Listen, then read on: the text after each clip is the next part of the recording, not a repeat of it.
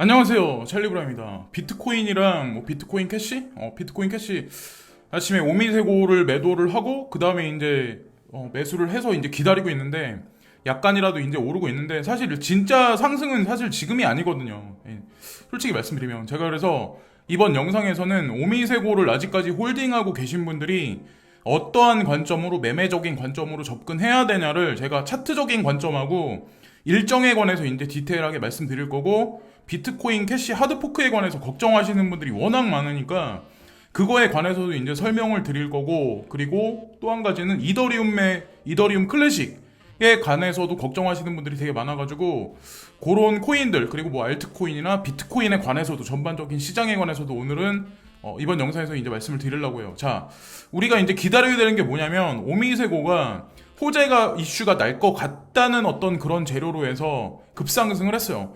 당연히 그 정도 90도 각도로 급상승을 하면 조정의 폭도 엄청나게 깊을 수밖에 없어요. 이거는 그냥 상식이에요. 절대 홀딩을 하고 있으면 안 돼.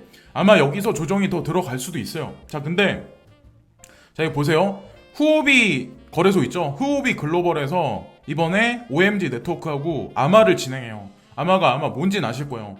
대중을 상대로 해서 묻고 답하기를 진행하는 거야. 코인사에 중요한 이슈가 있을 때는 이런 행사를 진행을 하거든요. 근데 여기 보시면은 이게 시간이 언제냐면 21일 날이에요. 8월 20일 날 7pm이에요. 이 의미를 잘 보세요. 아마를 진행한다는 의미는 뭔가 중요하게 발표할 때는 아마를 진행해요. 이게 20일 날이에요. 그래서 이때 이분이 여기 나와 있는 분이 뭐라고 얘기를 할지 모르겠지만 그거를 호재 삼아서 지금서부터 조정이 들어가서 아마 그때까지 조정이 들어가면 이날 다시 급등할 수도 있어요. 약간의 이제 진폭이 있고 또 하나 중요한 게 제가 이제 아까 전에 이제 그러니까 오전에 말씀드렸던 그 상해간에서는 좀 이따 이제 다시 말씀드릴 거고 차트에서 말씀드릴 거고 지금 분위기가 뭐 폭락의 분위기다라고 말씀하시는 분이 있는데 제가 한 3, 4일 전부터 계속 말씀드렸죠. 요 근래 들어서 바이낸스나 뭐 업비트가 됐던 무슨 대형 거래소들이 지속적으로 지금 알트코인을 지금 상장시키고 있다. 그들이 바보는 아니다.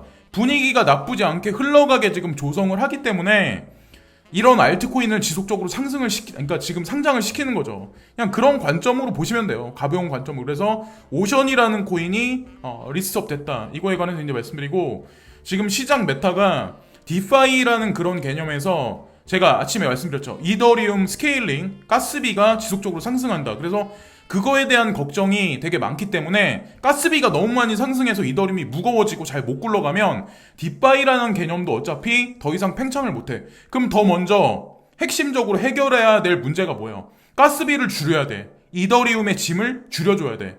그 핵심적인 레이어 2에 관해서 요 근래 들어서 오늘 들어서 이제 이런 메타가 지금 쏟아진대요. 위챗에 나온 건데 여기 보면 RDN이라고 있어요. 아마 라이덴 네트워크라는 걸 아마 들어보신 적 있을 거예요. OMG 네트워크도 마찬가지고 라이덴도 그렇고 마틱도 그렇고 룸 네트워크 셀러도 그렇고 여기 나와 있는 코인들 특히나 이제 제가 진짜 스케일링에 관해서 괜찮게 보는 게 뭐냐면 라이덴 네트워크하고 마틱하고 OMG 네트워크. 근데 OMG는 제가 봤을 때 누군가가 밀어주고 있는 것 같고 라이덴은 이미 시세 폭등을 되게 많이 했거든요. 마틱도 아마 되게 많이 했을 거예요. 그래서 이게 아마 동시에 좀 약간 가스비를 이제 감소시켜주는 역할을 진행할 거라고 생각을 하거든요. 그래서 어쨌건 다음 메타가 잠시 동안은 아마 이쪽으로 흘러가지 않을까 그런 의미에서 이제 트렌드적인 성격에서 이제 말씀을 드리는 거고 자, OMG 네트워크에 관해서 이제 지금 매수를 못 하신 분들도 분명히 계실 거고 향후 이제 시세 분출이 있으니까 자, 여기 보면은 큰 파동이 몇 개 있죠. 딱 보시면은 한 번 파동 그리고 약간의 조정 그리고 나서 크게 파동 주고 또 엄청나게 길게 횡보했어요. 이 기간 동안에 아마 원망하거나 되게 답답해 하시는 분들이 요 근래 들어서 되게 많았었어요. 그래서 그 이후로 시세 진폭이 지금 있어. 근데 여기서부터 여기까지 이제 상승을 하면 제가 수치적으로 말씀드리긴 좀 모호하니까 일단 그냥 이걸로 그냥 마우스로 말씀드리는데 거의 한 0.5 정도는 까지거든요. 반 정도까지는 조정이 들어가거든요. 그래서 오늘서부터 오늘 밤 그리고 이틀 동안 그래서 20일 전까지는 조정이 들어갈 것 같다라는 생각이 있어요. 저는 이제 이건 개인적인 생각이니까 그래서 20일 날 후오비에서 아마를 진행한다고 하잖아요. 그리고 진짜 중요한 날짜가 언제냐면 28일이야. 레딧에서 이번에 리워드 시스템에 관해서 어떻게 할지 대시보드에서 시뮬레이션 한다 막 이런 얘기가 있었잖아요. 컨퍼런스 한다 그런 얘기가 있었잖아요. 그러니까 앞으로도 이제 20일하고 28일 날 호재거리가 2개가 남아있기 때문에 조정이 들어갔다라고 하더라도 OMG에 관해서 물려 계신 분들, 그리고 조금 더 이제 시세의 진폭을 조금 더 보실 분들은 이 2가지 날짜를 잘 기억을 해보세요. 20일하고 28일. 자, 이거를 한 번 더 이제 말씀드리고, 비트코인이 뭐 폭락하신다는 분들도 있었는데, 사실 오전에 이제 방송에서 말씀드렸다시피 주봉 마감이 나쁘지 않게 됐어요. 지금 현재 이제 상태가 비트코인이 주봉 마감이 2년 만에, 자, 2년 만에요. 보면은 2018년 1월달 2년 만에 11,815달러에서 마감을 했어요. 자, 2019년도에도 지금 보면 4월달에서 6월달 사이에 비트코인이 엄청나게 폭등한 적이 있었어요. 이때 알트코인 다 쓰레기 됐어. 아마 기억하실 거예요. 근데 이때랑 지금이랑 틀린 게 뭐냐면, 이때는 윗꼬리가 다 길게 말리면서 결국엔 이렇게 하락할 수 있다는 징조가 보여졌었어. 근데 지금은 어때요? 윗꼬리가 말렸어요? 안 말렸어요? 폭등이 일어나진 않았지만 폭락한다는 의미를 우리가 볼 수도 없는 지금 현재의 상황이야. 그리고 펀더멘탈은 지난 2년간보다 훨씬 좋아지고 있어요. 지금 현재 상황이. 현물 경제하고 엮여가지고 여러 가지 것들이 지금 프로젝트가 활성화되고 있잖아요. 현재 지금 상황이. 그래서 어쨌건 이것도 이례적이라는 거죠. 그래서 너무 걱정을 많이 하지 마시라. 제가 봤을 때는 조금 더 상승을 한 다음에 그 다음에 어느 정도 조정을 주지, 여기서 폭락시키면 지금 어느 정도 시세를 알트코인을 올려놔야 되는데 완전히 다 뭉개져 버리거든요, 이 시장 자체가. 저는 그래서 아직까지 못 간 코인들이 있기 때문에 그건 아니라고 생각을 하고, 체인 링크에 관해서 이제 말씀드리려고 하는데, 체인 링크 같다 아마 수익률이 여러분들 아마 되게 많이 나셨을 거예요. 자, 이거는 조시라고가 올린 건데 여러분들도 직관적으로 딱 보세요. 급상승이 있었어요. 그리고 여기 보면은 하락세기형 패턴에 조정이 있었어요. 그리고 나서 또 급상승이 있어서 거의 90도 각도예요. 이 정도면은. 그죠? 엄청나게 급상승해요. 보통 사람들은 계속 갈 거라고 생각을 해. 그죠? 근데 이 급상승 패턴의 파워가 점진적으로 계속 약해져. 지금 보면은. 이 조정, 하락세기형 패턴의 조정도 이때의 기간보다 이때가 더 짧아. 그리고 지금 기간도 더 짧아. 여기서 약간의 상승이 더 있을 수는 있어. 그러나 에너지가 거의 다 했다라고 저는 이제 생각을 하거든요. 그래서 이거 같은 경우도 뭐 16불 뭐 80센트까지 조정 장세가 들어갔다가 다시 갈지, 아니면 18달러에서 약조정하고 다시 갈지는 모르겠지만, 어쨌거나 조정이 있을 수도 있다는 거를 링크 코인 가지고 계신 분들 같은 경우는 좀 예의주시해서 보시면서 홀딩 하시고, 접근하실 분들도 좀 조심해서 이제 보셔야 된다, 이런 의미에서 말씀드리고, 제로엑스 코인이 지금 급등을 했는지 안 했는지 모르겠는데, 제가 아까 이 차트를 이제 보기 전까지만 해도 나쁘지 않다라고 판단하고, 만약에 이게 급상승을 많이 안 했다면, 만약에 조정이 들어가서 지금 되게 가격이 안 좋다, 그러면 제로엑스도 꼭 포트폴리오에 집어넣으세요. 제로엑스. 이게 플립사이드 크립토에서 랭킹 순위가 제가 포인트를 보니까 6번째 순위예요. 기술적으로 엄청 빵빵한 코인이에요. 이게 700원인가? 아까 700원까지 올라간 걸로 알고 있는데, 조정이 어느 정도까지 갔는지, 지금 얼마까지 상승했는지 모르겠지만, 제로엑스도 한번 눈여겨보셔라. 진짜 장기로 보셔가지고. 그러면 여기서 이제 조정이 있을지 어떻게 될지 모르겠지만 여기까지는 그래도 올라가지 않을까요? 중장기로 봐가지고. 근데 어쨌건 괜찮은 코인이에요, 제로엑스도. 눈여겨보시고, 자, 지금서부터는 이제 뭐 리플 코인에 관해서도 이제 뭐 걱정하시는 분들도 많고, 리플 코인은 제가 따로 다른 방송에서 이제 걱정을 할 필요가 없어요. 저도 가지고 있어요. 저도 적지 않게 가지고 있어. 근데 저 눈 하나 깜짝 안 하잖아. 안 올라가도, 수익률이 안 나와도 그냥 내비로 뒀어. 없는 코인이라고 셈쳤어. 왜냐면 얘 자체가 어쩔 수 없어. 그렇게 태어났어. 그러니까 개수가 워낙 많기 때문에 국제 송금에 관해서 얘가 특화되어 있는 코인이잖아요, 다른 코인들보다. 개수가 워낙 많기 때문에 그걸 전 세계에 뿌려 놓는 게 먼저 할 일이야. 만약에 XRP 가격이 여기서 급등을 해버리잖아요. 그럼 어떤 일이 생길까요? 사람들이 이 코인을 팔지 않아. 유통도 안 돼. 지금은 사람들이 매매를 하잖아요. 유통을 시키잖아. 그죠? 그리고 스텔라 루멘의 제드 맥칼럽인가? 그 사람 같은 경우도 지속적으로 시장에 팔 수가 있잖아. 근데 만약에 이게 계속 올라가, 그러면 누군가가 계속 매집을 한단 말이야, 중간에서. 그러면 얘네들이 원하는 거는 전 세계에 일단 스프레드 하는 게 본인들 목적이야. 근데 목적에 위배되잖아. 그래서 이제 그러는 거예요. 그러니까 그냥 아무 생각하지 말고 그냥 하시던 생각대로 그냥 그대로 해요. 예. 뭐 한 가지 코인에 집중하던 사람은 그대로 하든가 어쨌건 그냥 걱정은 그냥 내비둬요. 내비두면 알아서 지가 갈 길 가고. 자, 이더리움 클래식하고 뭐 지캐시든 뭐 이런 코인들이, 자, 이거는 그레이스케일 자산운용사 신탁자산의 히스토리거든요. 이 사람이 2012년도 7달러에 비트코인 매집해서 2013년부터 신탁을 출시한 사람이야. 비트코인 출시한 사람이야. 그 뭐 어느 정도 인지도가, 그러니까 인사이트가 있는 사람인지 여러분들 아시겠죠? 근데 왜 이더리움 클래식을 걱정할 필요가 없냐? 지금 하드포크 문제 그런 것도 있는데, 자, 여기 보시면 2017년도, 여기 보시면 2017년도에 신탁을 내놨어. 이미 이더리움 클래식하고 지캐시를 내놨어. 오히려 여기 보면 이더리움 신탁보다 더 빨리 상장시켰어요. 예, 무슨 의미일까요? 지캐시도 이때 더 빨리 상장시켰어. 2017년도에 코인이 없었나요? 시중에? 코인이 엄청 많았어. 2018년도에도 지금 막 올라갔던 코인들, 신생 코인들, 딥바이에 관련한 코인들 되게 많았어. 왜 근데 여기 있는 코인들을 왜 다 추려가지고 묶어가지고 다 상품을 만들어 놨을까요? 과연 왜 그럴까요? 여러분들 한번 생각 안 해보셨나요? 자, 이더리움 클래식에 관해서도 되게 희한한 게 뭐냐면 지금 뭐 해킹 이슈가 2번 연이어서 펼쳐졌기 때문에 아마 걱정하는 사람이 되게 많을 거야. 코인데스크, 코인텔레그래프는 거기다가 불난집에 부채질을 하고 있어. 하드포크 때문에 위험하다. 뭐 OKEX는 상장 폐지시킨다. 사람들은 벌벌 떨 수밖에 없어요. 이더리움 클래식을 샀으니까. 그리고 제 방송에서도 이거 괜찮다. 그레이스케일 자산운용사 포트폴리오에 있으니까 괜찮다라고 말씀드려가지고 사셔가지고 안 오른다 해가지고 막 답답해하시는 분 되게 많을 거야. 근데 되게 희한한 걸 하나 제가 보여드릴게요. 이더리움 클래식 코어 개발자들이 지금 보면 쿼터 3에 하드포크가 진행돼요. 이게 해킹을 이슈로 해서 하드포크를 진행하는 건지 왜 그런지 전 몰라.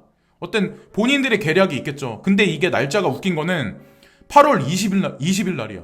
그리고 한 번은 8월 20일 날이고 한 번은 8월 28일 날이야. 되게 희한하지 않으세요? OMG 네트워크 아마 진행하는 거랑 레딧 관련해서 이슈랑 날짜가 똑같아. OMG 네트워크 이슈랑 같은 날짜야. 무슨 의미일까요? 여러분들 가만히 생각해보세요. 알트코인 비중 중에 OMG 네트워크랑 이게 이더리움 클래식이 영역이 작지가 않아요. 근데 날짜가 똑같아. 네. 희한하지 않으세요? 여러분들 가만히 보면. 그래서 어쨌건 이 하드포크가 20일 날 있고 28일 날 있으니까 한번 기다려 보세요. 그리고 차트적인 관점에서도 이제 어떤 게 있었냐면, 여기 보세요. 지난번에 이제 폭락한 적이 있었어. 엄청나게 폭락을 한 적이 있었어. 이렇게 급격하게 폭락을 하면 어떤 일이 있냐면 매물대가 없어. 올라가도 되게 빠르게 올라갈 수가 있어요.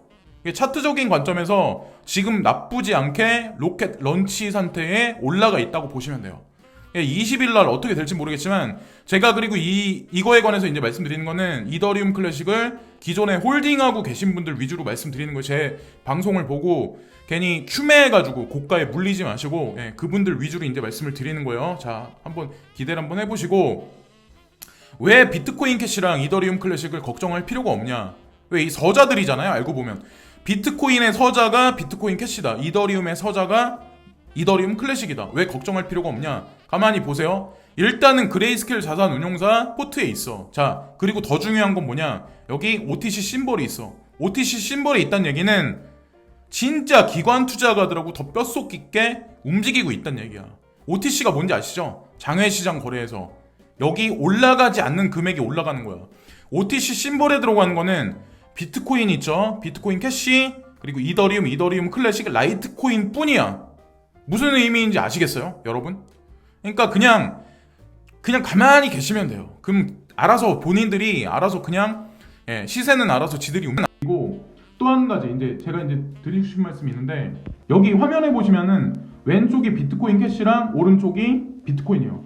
옛날에 비트코인에서 비트코인 캐시가 빠져나와서 비트코인 캐시가 상장됐을 때 어떤 일이 있었냐면 비트코인 시세까지 폭락했어요. 그 기억하시나요 혹시? 그때 당시에 시장에 계셨던 분들 아마 기억하시겠지만 비트코인 캐시가 일주일 만에 한 3, 4일 만인가 엄청나게 폭등한 적이 있었어. 비트코인도 멱살을 잡고 막 어느 정도 막 하는 놈이라는 거죠. 저는 그걸 알기 때문에, 비트코인 캐시의 잠재력을 알기 때문에 그냥 눈 감고 그냥 매수를 하는 거야. 더 추매를 한 거야. 그러니까 그냥 들어간 게 아니라 예전서부터 갖고 있는 물량을 더 추매를 한 거예요. 오늘 아침 같은 경우는. 그리고 비트코인 캐시에서 SV가 빠져나왔죠. 오른쪽 밑에 보면 빨간 글씨로. 자, SV가 빠져나올 때도 시장에서 난리가 났어. 비트코인부터 비트코인 캐시부터 SV 가격이 들쭉날쭉했어. 근데 중요한 건 뭐냐면 비트코인 캐시 홀딩자들은 BSV를 하나씩 받았어. 그래서 가격 계산을 할 때 비트코인 캐시와 BSV를 동시에 가격 계산해서 하나의 코인으로 원래 쳐야 돼요. 이번에 11월 15일 날 하드포크가 진행될지 안 될지는 몰라요. 아직 확실하게 나온 건 없어. 근데 하드포크가 되든 안 되든 어쨌든 비트코인 캐시는 본인 갈 길을 가게 돼 있어요. 세력들이 그렇게 움직이게 돼 있고, 제가 그 근거를 한번 말씀드리면 전 세계에서 어떤 채굴기에 있어서 가장 빵빵한 기술력을 가지고 있는 채굴사가 어디예요? 비트메인이에요. 비트메인 안트마이너요. 이게 지금 여기 나와 있는 이 그림에 있는 채굴기 있죠. 안트마이너 S19 프로하고 S19이 있어. 이 두 가지 채굴기를 확보를 하냐 못하냐에 따라서 앞으로의 채굴 판도가 바뀌는 거예요. 근데 이걸 누가 만들어내요? 비트메인이 만들어내죠. 그럼 칼자루는 누가 지고 있어? 이 생태계에 관해서. 더 이상 얘기 안 해도 되죠. 비트메인하고 뿌리 깊게 연결되어 있는 게 비트코인 캐시예요. 비트코인이에요. 비트코인도 장악력이 되게 높아. 근데 비트코인도 지들이 알아서 주물락거리는 거야. 메인으로 로저버랑 같이. 그냥 그렇게 보시면 돼요. 걱정을 왜 해요? 비트메인은 그리고 IPO를 진행 중이에요. 나스닥에 올해 연말에 되든 아니면 내년 초에 되든 분명히 상장을 진행할 거예요. 비트메인이 상장되면 해외에서 이제 전문가들이 하는 얘기로는 페이스북 시총을 중장기적으로는 뛰어넘을 수도 있다라는 그런 얘기를 간간히 이제 칼럼 리스트들이 지금 쓰고 있거든요. 그건 이제 관심 있는 사람들만 아마 찾아보셔가지고 아마 아실 거예요. 그걸 왜 그럴까요? 그런 얘기가 왜 나돌기 시작을 할까요? 다 근거가 있고 이유가 있으니까 다 그런 거라는 거죠. 자, 여기 보면 비트메인 스핀오프, 호황을 누리는 옵션 시장이 이후 암호화폐 거래소 출시된다. 이 뉴스가 나온 게 7월 27일 날 나왔어요. 올해 코인데스크 코리아에. 자, 근데 여기 보시면 암호화 서비스 제공업체인 매트릭스 포트는 옵션 공간에서 급증한 활동을 처리하기 위해서 자체 파생상품 거래소를 시작했습니다. 라고 여기 나오죠. 근데 7월 27일 날 무슨 얘기가 나왔냐면 비트닷컴이라는 거를 우지안이가 싱가포르에 출시하겠다. 비트코인 선물 옵션 거래 전문소를 상장하겠다. 설치하겠다. 그런 얘기가 있었어요.